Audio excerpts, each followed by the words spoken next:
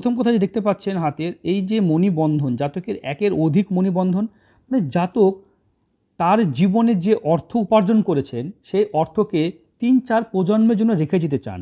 তার জন্য হাতে দেখতে পাচ্ছি এই যে মণিবন্ধন যদি যত বেশি থাকবে তত তত প্রজন্মের জন্য অনেকে অনেকে হয় না যে অনেক টাকা রেখে যেতে চায়, তাদেরকে এবার এটা একটা ভালো গুণ, তবে এই গুণটার জন্য অন্যরা তাকে কিপ্টেও বলতে পারে।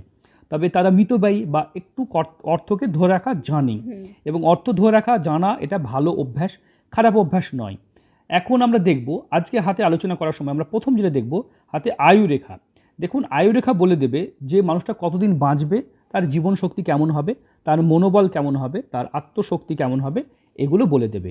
তাহলে জীবন রেখা যদি দেখি আমরা, প্রথম দিকে দেখুন একটু সমস্যা ছিল, ছোটোবেলাতে কিছু ফাইন্যান্সিয়াল কিছু প্রবলেম, ফ্যামিলি থেকে কিছু প্রবলেম, বাবা মায়ের থেকে কিছু প্রবলেম হতে পারে। তারপরে যখন নিজে থেকে তার মানে নিজে যখন ইনকাম